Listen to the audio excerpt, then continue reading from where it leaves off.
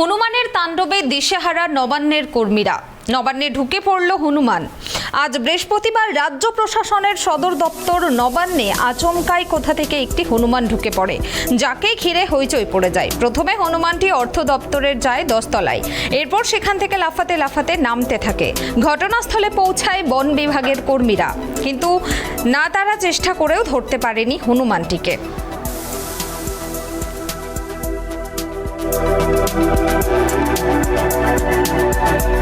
জেনে নেব এই মুহূর্তে আমার সঙ্গে টেলিফোন লাইনে জুড়ে আছেন ট্রাইব টিভির প্রতিনিধি রাজীব দত্ত।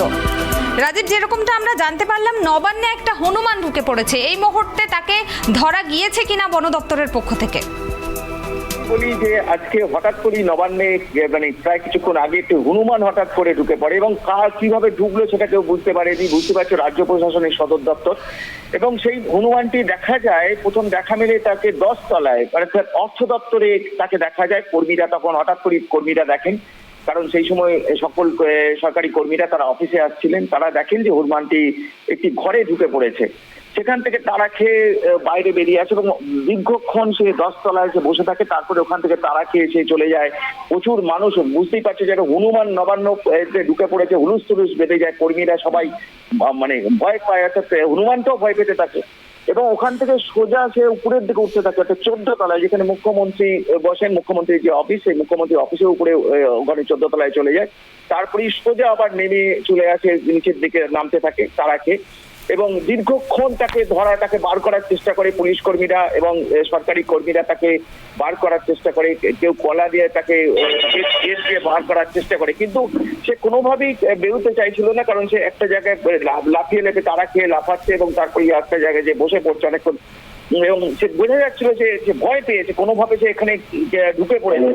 পুলিশ কর্মীরা তারা বুঝতে পারছে নবান্নের নিরাপত্তা ব্যবস্থা অত্যন্ত কঠোর, এবং সেই জায়গায় দাঁড়িয়ে পুলিশ কর্মীরা তারাও খবর দেন বন দপ্তরে, এবং তারপরেই বন দপ্তরের কর্মীরা আসেন এবং জাল নিয়ে আসেন, তাকে ধরার চেষ্টা করে। সেই সময় দেখা যায় প্রায় 2 তলায় চলে এসছে হনুমানটা। জাল তাকে ধরার চেষ্টা করলে কিন্তু ধরা যায়নি। জালটা থেকে সে হঠাৎ করে নিচে নামতে থাকে জাল দেখে। একটা সময় এইভাবে তারা খেতে খেতে সে একটা সময় গেট দিয়ে, নবান্নের একটি গেট দিয়ে সে বেরিয়ে চলে যায়। কিন্তু প্রায় 40 মিনিট সে নবান্নে ছিল এবং প্রায় হুলুস থুলুস বাড়িয়ে দেয়। বুঝতেই পারছে একটা হনুমান রাজ্য প্রশাসনের সদর দপ্তরে ঢুকে পড়েছে, একদম পরিচয় বাঁধিয়ে দেয়, এবং সকল কর্মীরা তার অনেকে দেখলাম যে ছবি তুলছেন, এবং কর্মীদের প্রায় ভয় পাচ্ছিলেন অনেকে, কারণ হনুমানটাও ভয় পাচ্ছিল যে আঁচড়ে দিতে পারে। তো কিভাবে ঢুকলো বা কোন পথ দিয়ে ঢুকলো সেটা জানা যায়নি, কিন্তু আমাদের চোখের সামনেই সেটা বেরিয়ে যায়।